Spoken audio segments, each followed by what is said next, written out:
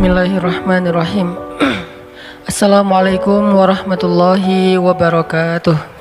Teman-teman yang dirahmati Allah Subhanahu wa taala, ahlan wa sahlan fi halaqatinal jadid. Insyaallah kita akan melanjutkan kajian kita.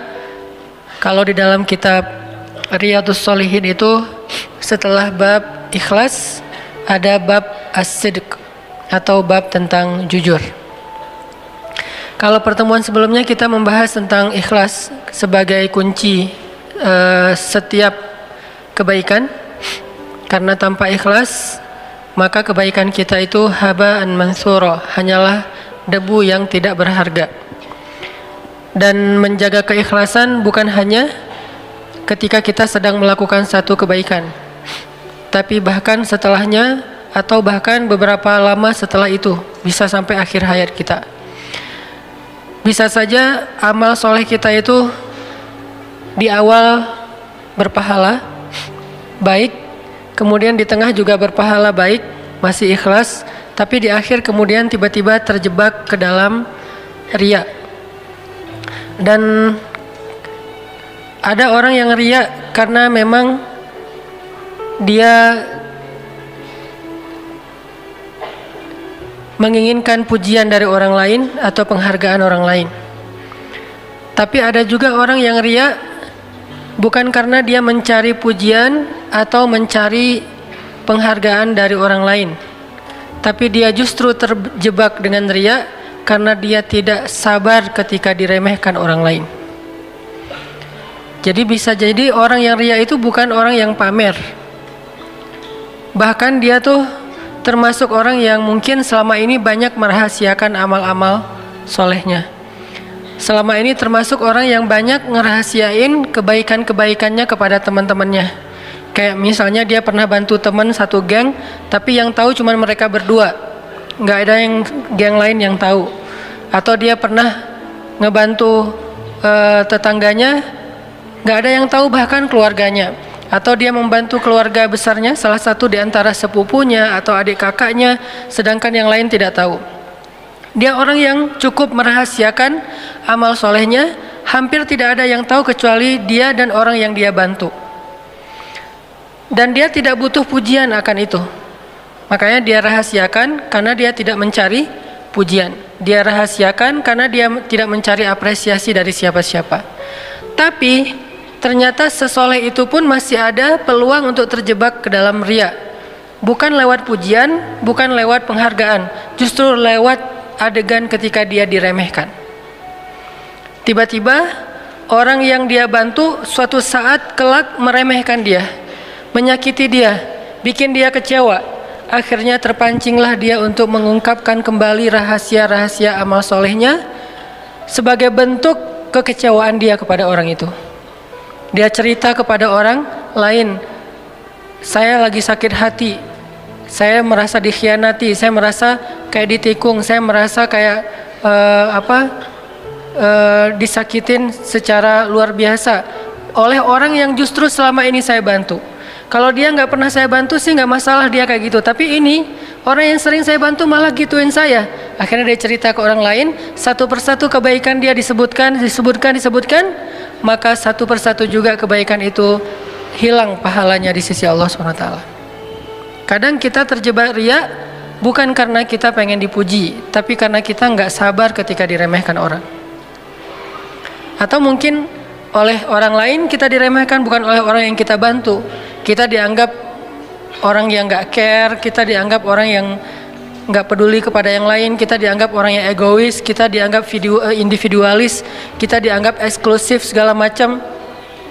Atau orang meremehkan kita, dianggap kita tuh orang yang nggak taat sama Allah, orang yang jarang ke masjid, orang yang nggak beribadah dengan baik, segala macam lah, tuduhan-tuduhan, dibilang kita nggak pernah tilawah segala macam. Akhirnya kepancinglah kita untuk nunjukin beberapa kebaikan kita yang pernah kita lakukan secara sembunyi-sembunyi, bukan karena ingin dipuji, karena kita nggak mau diremehkan.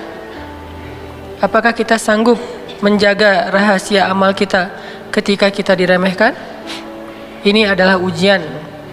Dan kalau kita bisa menjaga amal soleh kita secara ikhlas, walaupun tidak selalu arti ikhlas itu diam-diam atau rahasia, Tapi salah satu cara ikhlas itu adalah merahasiakan amal.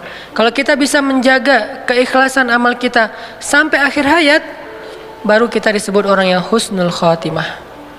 Jadi orang yang husnul khotimah tidak dilihat di awal atau di tengah perjalanan hidupnya. Namanya juga khotimah. Yang menentukan seseorang nanti di akhirat bukan di awal ketika dia lahir, ketika dia masih kecil, bukan di tengah ketika dia remaja, dia dewasa, tapi di akhir. Dan di akhir ini adalah detik-detik atau beberapa saat sebelum ajal menjemputnya. Itulah yang menentukan nasib seseorang nanti di akhirat. Sehingga buat orang yang selama hidupnya dari awal, tengah, dan menjelang akhir hidup dalam ketaatan, tumbuh dalam ibadah kepada Allah, jangan besar kepala dulu. Jangan sombong dulu. Jangan merasa bahwa kita udah pasti masuk surga dulu. Walaupun surga jaraknya dengan kita cuma sejengkal. Walaupun surga jaraknya dengan kita cuma sejengkal, belum tentu kita akan masuk. Kenapa? Bukankah terkenal hadis Nabi, seseorang yang sepanjang hidupnya beramal amal solih, amal ahli surga, sampai jaraknya ke surga cuma sejengkal, tapi di akhir hayatnya dia kufur kepada Allah. Kufur di sini macam-macam. Bisa kufur dengan cara yang paling tinggi, yaitu syirik. Tiba-tiba dia sakit keras, berobat secara ilmiah lewat dokter, lewat terapis, ternyata tidak terlalu membuahkan hasil. Akhirnya dia kepancing untuk datang ke paranormal, mulai menggunakan ilmu-ilmu black magic, mulai kepada para sihir. Akhirnya dia meninggal pula dalam kondisi seperti itu. Bukankah ini su'ul khatimah? Walaupun sepanjang hidupnya dia beramal solih. Bisa juga akhir hayatnya kufur bukan dalam bentuk syirik, tapi dalam bentuk sombong dan riya. Karena riya ini adalah syirik kecil. Bisa jadi dia riya, mungkin dia tidak disebut orang kafir, dan insya Allah tidak akan abadi di neraka. Cuman akhir hayatnya ini justru menguras semua pahala-pahala dia menjadi kosong. Yang harusnya dia termasuk orang yang ashabul maimanah, atau bahkan was-sabiqun as-sabiqun. Sepanjang hidupnya dia orang yang sabiqun. Apa arti sabiqun? Yang sangat spontan dalam kebaikan. Ada peluang kebaikan apa, dia duluan. Kayak Abu Bakar tuh sabiqun namanya. Ketika Nabi ngabsen amal soleh para sahabat, dan tentunya kita tidak mungkin menjudge isi hati mereka, karena Nabi yang nanya, siapa di antara kalian yang hari ini sudah bersedekah? Abu Bakar angkat tangan, ana ya Rasulullah, saya ya Rasul. Artinya kita nggak bisa menjudge, oh Abu Bakar riya, belum tentu kan, kita nggak tahu isi hatinya. Dan sekelas Abu Bakar insya Allah ngerti banget lah bahayanya riya. Nggak mungkin dia angkat tangan dengan niat riya, pasti dia tahu banget ruginya. Siapa di antara kalian hari ini yang sudah menyambung silaturahim yang terputus? Abu Bakar berdiri, ana ya Rasulullah, saya Rasulullah.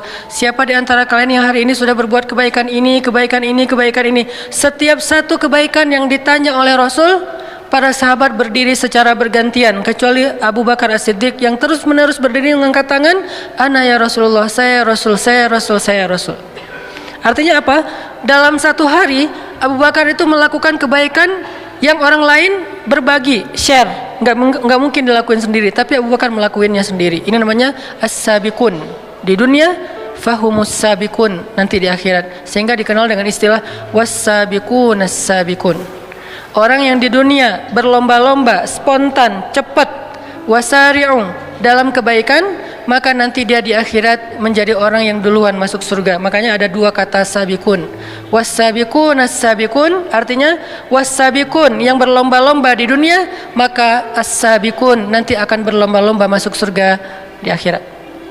Bisa jadi dia was-sabiqun as-sabiqun, bukan hanya ashabul yamin atau maimanah, tapi di akhir hayatnya justru dengan amal-amalnya yang istimewa itu kan lebih gampang kepancing buat riya ya. Kalau amalnya biasa aja ngapain riya? Justru karena amalnya istimewa, hafal Al-Qur'annya banyak, baca tilawahnya banyak, tahajudnya itu udah bertahun-tahun, puasanya kalau perlu bahkan puasa bukan hanya Senin Kamis tapi Daud, kemudian sedekahnya di atas rata-rata orang lain, umroh setiap berapa bulan sekali, haji setiap tahun, kayak Ibnu Mubarak setahun haji setahun berjihad. Pokoknya amalnya itu di atas rata-rata. Justru itu ujian untuk merahasiakan, menjaga keikhlasan itu akan lebih berat. Maka di akhir hayat kalau dia terpancing untuk cerita ketika usianya udah kakek-kakek, seperti yang saya pernah cerita, saya pernah duduk di sebuah ruang DKM masjid di satu daerah lah di Indonesia, lagi ada acara tabligh akbar kayak gini di sebuah masjid. Karena emang saya jarang datang ke situ, akhirnya alhamdulillah anak muda yang mau ikut taklimnya rame. Sampai ya sekitar 10.000 lah, sampai memenuhi pelataran masjid. Setelah selesai acara kan 10.000 anak muda ini kan berarti semuanya dapat pahala mencari ilmu, sholat berjamaah, berjalan ke masjid dan seterusnya kan. Pahalanya banyak banget, itikaf, ribat. Wah, kalau kita breakdown itu kebaikan dari satu adegan itu banyak banget. Adegannya cuma satu, ke masjid, duduk dengerin taklim, tapi kebaikannya bisa banyak. Dan dikali 10.000 minimal. Lalu setelah selesai acara, biasa saya masuk lagi ke ruang DKM, kemudian kayak semacam silaturahim gitu, ramah tamah, ngobrol sama beberapa tokoh-tokoh masyarakat, termasuk salah satu senior sesepuh masjid. Beliau cerita, ini Ustadz, masjid ini perjuangannya nggak gampang. Ini judulnya. Mulai beliau cerita, paragraf pertama, dulu tahun-tahun dulu nih, dia nunjuk ke arah DKM, mereka nih masih kecil. Jadi karena beliau paling senior, kakek-kakek, DKM-DKM-nya masih usia ya sekitar 40, mereka masih kecil, masih anak-anak, lari sana belum tahu. Untuk memperjuangkan masjid ini nggak gampang Ustadz. Pertama, membebaskan lahan aja itu sengketa dengan warga, kita sempat di demo, sampai dibawa ke pengadilan segala macam, rame, sampai saya pernah didatangin polisi malam-malam, cerita perjuangan beliau untuk bisa ngebangun masjid. Dari awal, dari pembebasan lahan. Kemudian lahan udah dapat, kemudian bikin IMB, bikin masjid, itu nyari funding untuk mendirikan masjid itu juga nggak gampang. Saya juga jual tanah Ustadz demi bisa ngedirin masjid, cuman nggak cukup, cuman bisa untuk mihrab. Jadi mihrab ini tanah saya dulu. Saya jual tanah, saya bangun seukuran mihrab, ya kurang lebih bisa untuk orang sholat 50 orang. Kemudian kita funding ke teman-teman, ke warga segala macam, sampai berdiri masjid. Tapi masih sepi. Akhirnya saya bikin yayasan, itu ada RT yayasan saya yang bikin. Terus macam-macam sih dia cerita, alhamdulillah sekarang masjidnya ramai. Tapi saya nggak mau menjudge ya, saya hanya ngasih contoh, makanya saya nggak nyebutin tempat, nama dan seterusnya. Yang jelas, bagaimana kalau beliau menceritakan ini, di awal niatnya adalah pengen sharing. Pengen ya namanya orang berbagi pengalaman ya. Tapi tiba-tiba datang setan di tengah, yuwaswis. Ya memang kamu nih hebat, kamu yang berjasa apa segala macam, yuwaswisu fi sudurin nas. Tiba-tiba, dan salah saya waktu itu, saya kayak ngangguk-ngangguk terus kayak terkesima gitu, muji. Pas saya muji, beliau jadi semakin semangat kan menceritakan. Makin dipuji makin semangat. Dan saya nggak tahu, yang jelas beliau yang lebih tahu dengan Robnya. Bagaimana kalau dalam kondisi kayak gitu kita terpancing oleh setan atas pujian orang lain kepada kita. Atau lebih beratnya lagi, udah sebegitu besar perjuangan kita diremehin oleh generasi berikutnya yang nggak tahu perjuangan kita. Kan itu ujian lebih berat ya. Kakek ini udah berjuang habis-habisan, udah berkorban, udah segala macam dari nol sampai jadi.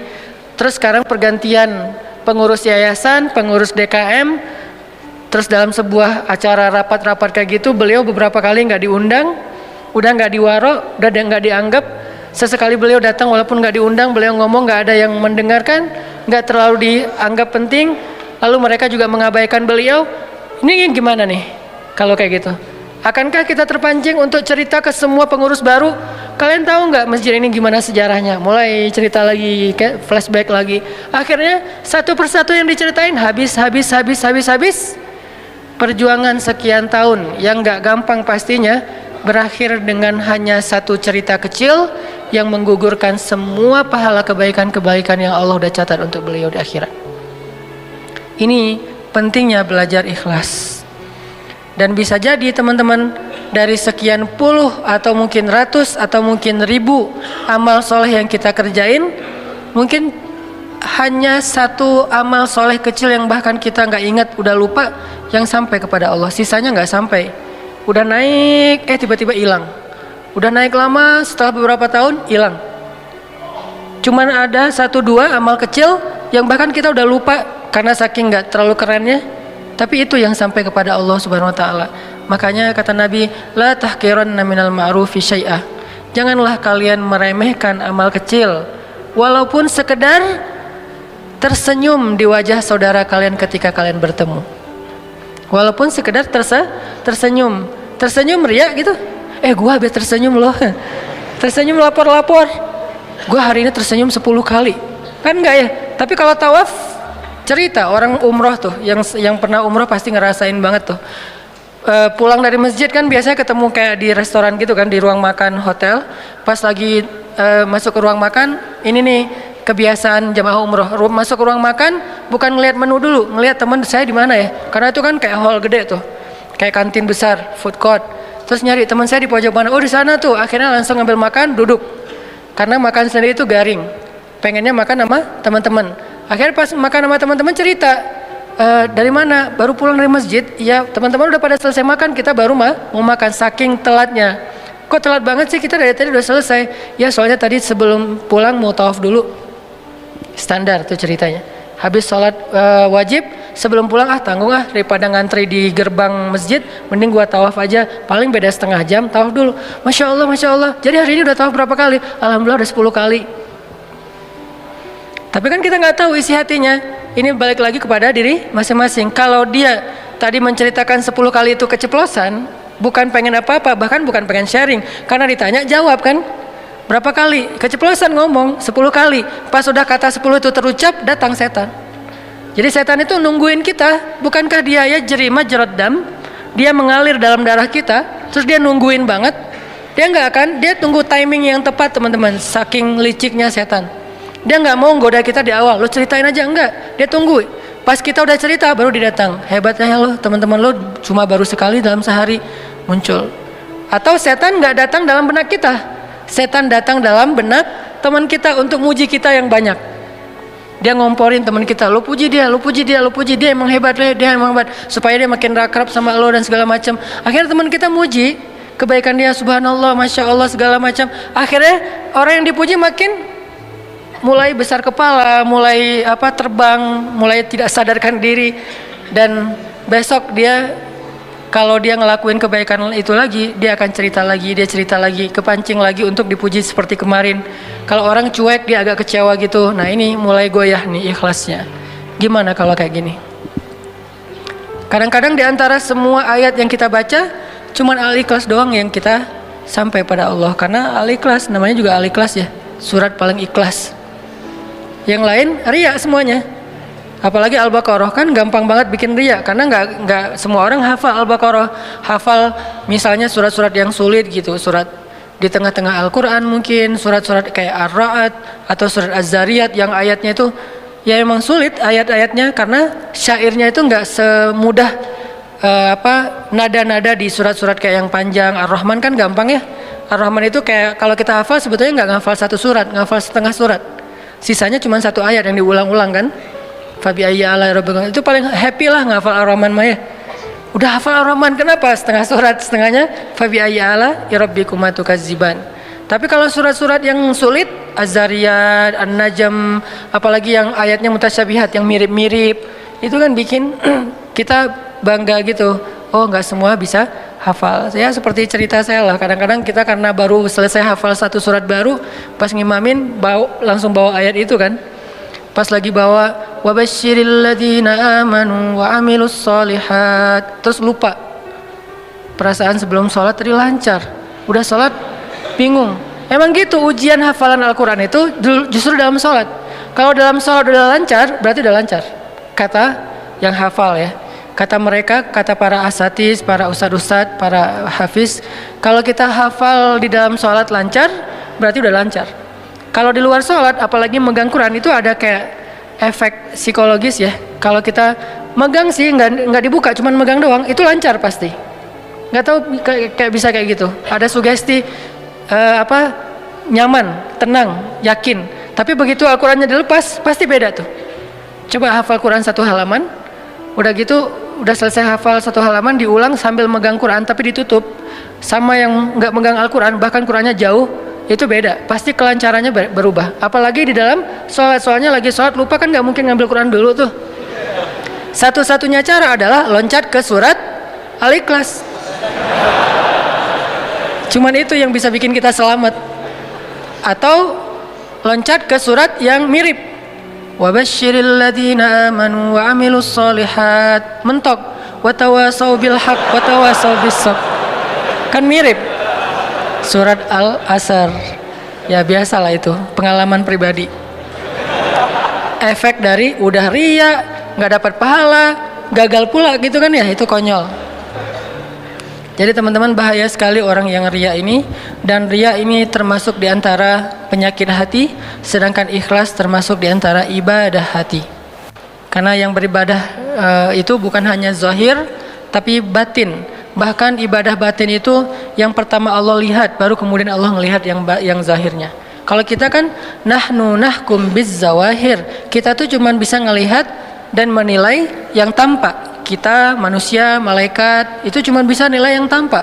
Kalau Allah tidak nahkum biz zawahir, tapi Allah yahkum, Allah berhukum menilai yang tersembunyi. Apa yang tersembunyi? Ala wahyal qalb, hati atau niat atau ikhlas dan riyanya. Sehingga belajar, selain kita belajar gerak zahir kita dalam beribadah, coba belajar gerak hati kita, mau ke kanan apa ke kiri dalam ibadah yang sama. Jangan sampai zahirnya udah sempurna banget, gerakannya kayak sifat sholat Nabi yang ideal. Dari mulai wudunya udah wudunya Nabi, istinsyaknya udah wah sempurna banget, dingin-dingin juga dia masukin air ke hidung, saking sempurnanya dia berwudu. Kepala bukan cuma gini-gini doang, tapi semuanya utuh dia ambil, walaupun itu mazhab sebetulnya. Terus juga pas dia basuh wajahnya tuh sempurna sekali semuanya, bukan cuma gini-gini aja kayak orang touch up gitu ya. Udah sempurna zahirnya gitu. Dia datang ke masjid di awal waktu, bahkan dia yang azan. Kadang-kadang azan juga bisa jadi amal yang luar biasa pahalanya, biasa tidak berarti, tergantung innamal amalu binniyat. Ada yang azannya bagus banget, saking bagusnya orang jadi dapat hidayah. Karena saya pernah lagi kayak malas ke masjid gitu, dengan azan kayak nyindir banget nih azan, kayak manggilnya tuh lembut. Kan kita kalau dikasarin malas ya, malah makin dilembutin makin gak enak kan. Jadi kalau azannya kasar-kasar kita juga jadi malas, apaan sih. Tapi kalau azannya lembut jadi aduh nggak enak gitu kan ya. Ini azannya lembut banget, suaranya enak, bukan karena dia suara vokalis yang punya irama, enggak. Mungkin dia lagi habis diputusin mungkin, atau dia lagi galau berat. Jadi kayak suaranya tuh baper banget loh, kayak dari hati gitu. Kayak dia lagi curhat lewat azan gitu. Lo kenapa sih gituin gua gitu, tapi azan. Saking lembutnya. Jadi saya dengar juga kayak terenyuh gitu. Datanglah ke masjid, bukan karena lagi iman saya bagus, tapi karena tertarik dengan azan yang kayaknya langsung kena di hati. Nah azan itu kan pahalanya gede banget. Sebanyak orang yang datang ke masjid, segitulah pahala dia azan dan sholat. Coba kalau azannya di Masjid Agung, coba azannya di Masjid TSB kayak gini nih, pas lagi taklim, berarti kan pahalanya sebanyak teman-teman yang hadir. Luar biasa ya. Makanya azan itu disuruh lomba-lomba, tarik-tarikan, kecuali ada petugas, nggak enak, bahaya. Tapi kalau imam suruh dorong-dorongan. Kalau saya dorong-dorongan tapi pura-pura kedorong, padahal nggak ada yang dorong. Apaan sih, siapa sih? Perasaan tadi ada yang dorong, siapa ya gitu. Nah, kenapa imam disuruh dorong-dorongan? Karena imam itu nanggung jawab. Kalau misalnya benar ya berarti pahalanya sebanyak makmum. Kalau misalnya salah berarti dosanya ya semuanya ditanggung sama dia. Kalau sholat imamnya nggak tepat. Intinya udah dapat banyak kebaikan, terus batinnya nggak di tazkiyah, nggak dibersihkan.